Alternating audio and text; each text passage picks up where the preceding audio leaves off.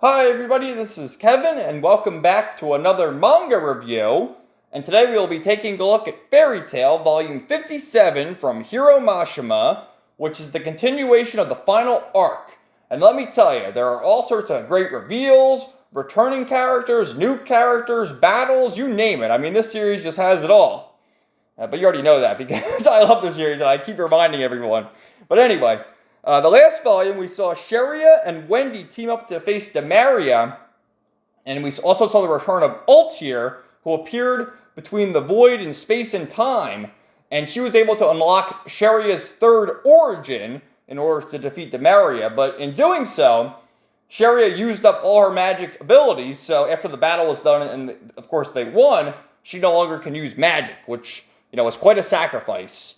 Of course, we also saw the battle between Natsu, Lucy, and Happy versus Jacob, where they were defending the guild hall, and Mavis, of course, and they took out one of the Spriggan 12's highest-ranking members, the Assassin, which is pretty cool, and that was a great battle, of course. And then it ended with Urza, who was teaming up with Kagura and Jalal, taking on Ninehard, and Ninehard was an interesting character because his magic ability is called Historia of the Dead, and he can bring back past foes that our heroes have faced. And so Urza was going up against Ikaruga, Azuma, and Kyoka. And that was pretty crazy, man, because, Urza was just being overwhelmed, but eventually was able to overcome them. And, she was spent after the battle, so Jalal saw her lying down, and he was just furious. So it ended on a cliffhanger of Jalal being pissed and ready to take on Ninehard. So look at this cover, too, man. I mean, we got Gagio, Levy, Panther Lily. Of course, we got Natsu, Happy, and Lucy. And then we have, it seems like new characters, but this dude is actually August, who is also known as the Wizard King. And I don't know, did this come out first or did Black Clover come out? Because, Black Clover, they use the word the Wizard King as well.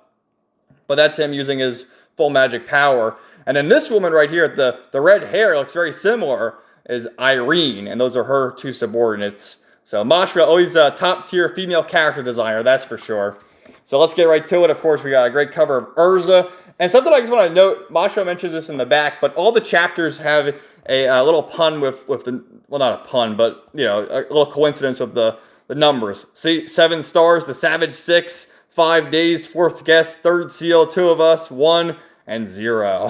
So you gotta like that. He mentions that in the afterwards, so I thought that was cool. So, of course, it ended after Urza defeated her opponents from the Historia of the Dead, and Ninehard's sitting on his perch, and Jalal is just pissed. And then we got a booby shot of Kagura, because last time, Jalal fell into the water, and Kagura had to go down there and retrieve him, so, why not? Why not get a little fan service? So, with his Historia of the Dead, he actually summoned past foes from all our other heroes. We have Keys against Juvia, Zonkro against Merity. I should have mentioned that too. Merity, of course, joining Jalal because they're in Crime Sorcier. And then we have Leon and Gray taking on Or. Now, Or, of course, was never a villain. She was the mentor and mother figure to these two. But, of course, she died, and, they got to bring him back, to taunt Gray and Leon. So, you got that. And they're all trying to overcome their past here because, of course, they feel guilty for Or's death because she protected the two of them against Delior at the beginning of the series. And also Gray thinking about all the people who sacrificed their life for him, Altair included, Silver, his father, also thinking about Juvia. And it's like, we got to overcome this, Leon. Come on, our road starts right here. And then also we have Azel from Tartarus taking on Wendy. And then Carla coming to the rescue, saying we'll always be together. And then, of course, Loxus and Hades. Hades was such a great character. He might be one of my, at least my top 3 favorite villains of the Fairy Tail series. Maybe even my favorite. I don't know. I have to think about that at the end.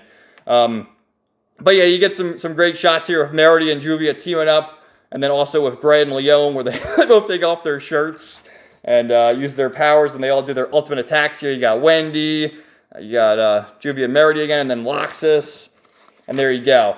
And I love this, too, because what Jalal usually says is he says, may the 7 stars pass judgment upon you. And here, he's not holding back. May the 7 stars punish you. And just as he's going to do it, Ninehard's taunting him yet again, and he summons Simon. Of course, Jalal killed Simon at the beginning of the series when he was a bad guy. And the connection here is that Simon is also Kagura's brother. And she actually strikes Simon down herself, saying it's just an illusion. Go for it, Joel. It's not my big brother. Attack him. Grand chariot. And he destroys the boat, Nineheart included. What an epic scene right there. So everyone's all happy now that they won. You see that bastard's falling into the water. Joel and Kagura. We got Gray and Leon. I love this with Juvia and Merity hugging each other. Of course, Carla, Wendy, and even Sherry is there hugging each other. And then Urza with just a few threads covering her up there. What a beautiful scarlet sky, she says. So it ends right there. And then everyone's thinking about what to do next. And they mention, after the Battle of Jacob, he said, oh, August is on his way. So they're trying to think of a plan here. And Brandish is out wandering around, which you see Macau, he has his mouth wide open here. First of all, because look how hot Brandish is. But second of all, she is a villain. But she did help Natsu because Natsu, we learned, has an anti-ether nano tumor in him. And she shrunk it. With her power, she can shrink things and make them grow really big. So she's helped them. And we also learned about the past between Lucy and Brandish and their two mothers. And how they were very close to each other. So she said, August is the strongest man of the Spriggan 12, but there's also Irene Belsarion, who's the strongest woman of the Spriggan 12, and they call her the Scarlet Scourge. Ooh, Scarlet, where we heard that. And look at the red hair. The resemblance is uncanny. So everyone's recovering here, and you get the gags of Gray not wearing a shirt, and Juvia say, "Where's your shirt, Gray Sama? Where's your shirt, Juvia?" Taking after her boy over there. And Kagura says to Urza, I'm very sorry. She starts thinking, she had to give mouth-to-mouth to Jalal because he was drowning. And she grabs Urza's face, right? Oh, damn. Look at everyone's face. And basically, because she stole, everyone knows that Urza and Jalal are a thing, but they refuse to admit it at this point. And she gives it to Urza. So I like that. And then Leon is encouraging Sharia, of course, because she had to relinquish all her magic to defeat Demaria, and says, you did something really brave, so you should be proud of that. But Demaria is not dead, and, she's all tied up here, and again, damn. So Brandish agrees to go with Natsu, Lucy, and Happy to negotiate with August, because August is like a grandfather to her, so she feels she can knock some sense into him. And Lucy says, I trust her, so let's go. And Natsu's like, I'm all fired up. I'm going to take down that August. Lucy hits him on the head. Did you listen to a word I said? So here's Irene. We meet her two subordinates, who you see on the cover. And their names are Juliet Sun and Hein Lunacy. So then it cuts over here to Gajil's group, taking out all the opponents. And we also meet the two other Spriggan 12 members with Irene, Bloodman, and Arcade. And I love this too. We got the Savage Six right here. And of course you got Lasana, Elfman, Mira Jane, Gajil, Pantherlily, and Levy. And she's so cute. Huh? Me too? Because look how tough everyone else is. But, she's just standing there all cute. But she's a part of it. So she's part of the Savage Six. So they make their way.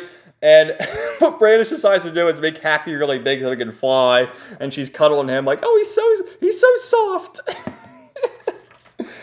So it also cuts back to the basement where this started in the last volume where Mavis was telling Kana to use fairy glitter to destroy her spirit because she had a theory if her spirit were to die, perhaps the real body in that crystal can come back to life.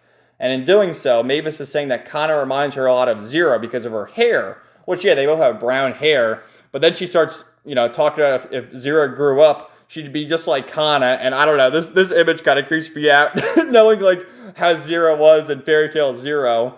Because, Kana can do that, but not Zero. I mean, look at Zero. She's imagined her like that. I don't think so. Even Kana's saying that, oh, wow, what are you saying? But anyway, the battles continue. And then it cuts over here to Sting crying like a little bitch. And Rogue trying to encourage him because, of course, Sabretooth got their ass kicked, and Yukino comes up and slaps him and says, how can a master like you behave like this? What are you doing? And knocks some sense into him, and he's like, all right, I'm all fired up, let's go. Channeling his inner Natsu, which, I don't know, I would think Minerva's the strongest of Sabretooth, but I guess not. I guess Sting is supposed to be the strongest, because she's using her territory magic, which are all these crazy spells. Irog, vanish! But that's another story. So Irene's making her way, and then it shows here all these characters are just dying instantaneously. And that's because Bloodman has appeared, and his power is similar to that. You know, in early volumes, they had called his power like devil particles, but they changed it to anti-magic particles, which was similar to what Tempester used in Tartaros. I don't know if it was a translation error, or they're just kind of making it more PC because they don't want to say devil particles, but, you know, he can kill people instantaneously. And so Gajiel's smacking him around, and we get this thing right here where they're ready to battle each other. So that's pretty cool. And also, Bloodman's like, how are you not dying? And then Gajiel's like, well, I'm an iron dragon slayer, so my lungs are made of iron. It won't work on me, you fool. So Irene is talking about all the different factions here, how the first guests were the Pegasuses and the Tigers, the second guests were the Fairies, but our third guest may cause a problem. And we see this contraption making its way to the battlefield. The Mobile Temple Olympia. The Orashon Seis has joined the battle. Look at this, man. Hell yeah. The Orashon Seis is helping the good guys. And we got Midnight, Richard, Sorno, Sawyer, and then Eric, who are the real names now. And again, look at Sorno. Holy shit. But Eric is, you know, he's a poison dragon slayer, so he can't handle the motion sickness. He's like Natsu and the rest of them. So it cuts back to everyone riding aboard happy, and she made Natsu's head big because he asked for it. And it's so cool. Lucy's like, it's creepy. What are you doing? And then Brandon starts playing with Lucy. So, you know, Lucy's pretty good there, but she she decides to shrink him. And Lucy's like, what are you doing? Oh. Fucking hilarious. So they come across August. And Irene starts talking about, I've made several preparations for our fourth guest once they arrive. And Actologia is making his way to the battle. So, the battle continues with Gajiel and Bloodman.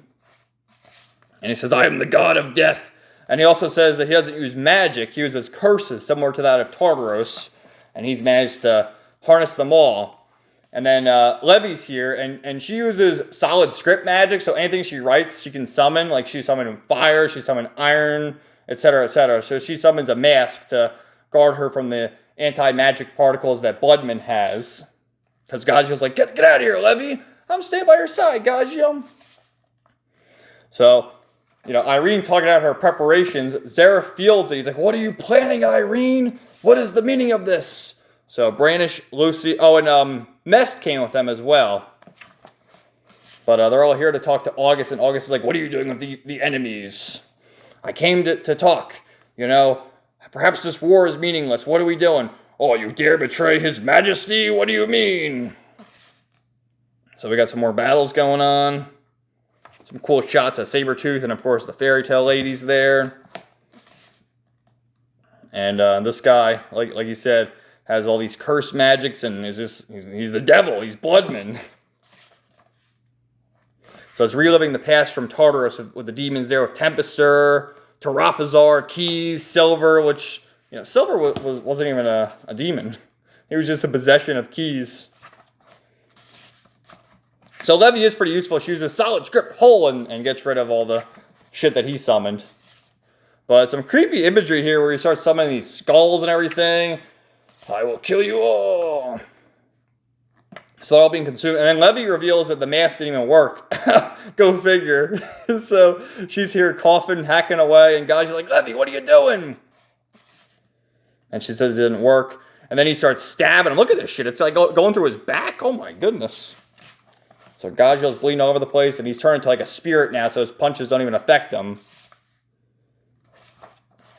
So what happens is Gajiel undergoes this new transformation where he doesn't become just an iron, he becomes black iron. So, damn. So he's fighting.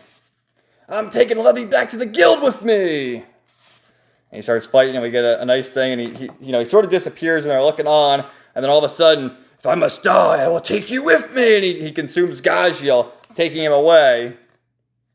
We get this cute little pose here of the ships of Gajiel and Levy, and then Natsu and Lucy. So Gajiel's getting sucked in, and what he does to stop Levy from being sucked in, he uses iron to hold her against the wall. I can see she's actually wearing a shirt underneath that says iron, which is kind of cute. So Panther Lily's holding her back because Levy, of course, wants to help Gajiel, and Panther Lily's like, no, you must live, don't sacrifice yourself too. And as Gajiel's leaving, he says, Levy, I really used to be a hopeless mess. Then I met you. And because of you, I might be a better man. At least a little. You taught me how to love another person. And, oh, beautiful scene right here. And, he starts fantasizing about after this battle, he was going to propose to her and they were going to settle down and have some kids. And look at this, the two little kids from Levy and Gajiel and Panther, we would have a family of happiness. Oh, so sad, man. They're crying. Don't go. Lily, take Levy back to the guild. No, and Panther Lily's crying too. Oh, man. So just as that happens, Acnologia appears, and knowing that Gajiel's a dragon slayer, I guess can sense his magic energy, says, there's only 6 left. Every dragon slayer must be slain. And Irene starts talking to him and taunting each other. And then it goes back to Brandish and August. And what happens here is you see Brandish has a knife and stabs August. And as she stabs him, she's crying. And what happened was Mess, using his magic, was manipulating her and had her do it. And Mess is like, don't you see, Natsu? We had to do this to protect the guild. And in doing so, August undergoes a transformation. How do these brutes behave? Holy shit. So he's ready to strike them down, unleashing this devastating blow, attacking Brandish first and foremost. And you got Natsu protecting Lucy. Melts. And at the same time, Kana has harnessed fairy glitter, destroying the spirit of Mavis, cracking the crystal. Right? But also, Irene has come into contact with Acnologia and uses her spell, which is called Universe 1. And she says this will have a swift end to the war. And by doing that, they all see like this great light around. World Reconstruction Magic, Universe 1. That's Zeref thinking about it. Like, what the hell has that bitch done? So it has a little flashback here to Fairy Tale Zero with Mavis and Zira, which you really have to read that little side story to know what's going on with a lot of these details. But this is Mavis who's come back. She's broken free from the crystal. And as she's walking out of the guild basement, she finds that Zeref is there. And this is due to Irene's Universe 1 spell, which shifted all the areas on the continent and where all the people are. So, in doing so, of course, Natsu lands on top of Lucy. Squish! Please get off of me! And some of the characters have been separated, of course. Wendy and Carla are all by themselves. These guys were all in the guild hall, and now they're outside. And they can't find anything. And then August is furious. He's like, what is the meaning of this? And he's talking to Brandish, and she's, saying sorry, of course. And he accepts that she was being manipulated. And Zeref was like, I really didn't want Irene to do that, but it kind of worked out in my favor, so that's good. And Irene finds herself in the Kingdom of Fury, sitting on the throne. And we see Arcadios, Princess Hisui, and then the king himself. We haven't seen Arcadios. We haven't seen any of these characters in a while. I thought Arcadios was a villain way back when. Remember that plot twist from the Grand Magic Games? But he turned out to be a good guy. So Happy makes this astute observation that, hey, we're right by the castle. And then it turns out that in doing all this shifting around, Gajiel wasn't fully sucked into the netherworld or hell or wherever he's being sucked into it by Bloodman, and he's still alive, and he's on the shore of Sirius Island. There's a lot of different ways to say it. In the dub, I think they call it Tenro Island, but in the manga, it's Sirius Island. And he meets Zira, who's now alive. Holy crap, but she's really shy, of course, because if you read Fairy Tail Zero, you know that everyone was killed on the island years and years ago. It was just Zira and Mavis all by themselves until Yori, Precht, and Warren made their way to the island. And so because Sirius Island is, Fairy Tail's sacred ground, it's connected to Magnolia in this Universe 1 spell. Very convenient, right? So Zira says that the reason why she's still alive is because Mavis in that crystal was brought back to life. And so once Mavis remembers Zira, she'll disappear. So she's going to help everyone try and get back together.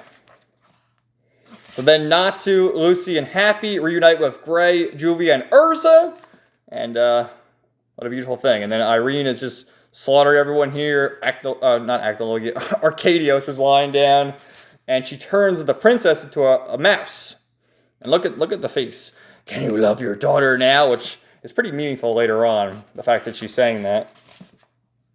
So she uses this eye to figure out where the hell she is. And they're like, what's this eye doing? It's huge. That scarlet hair, it couldn't be.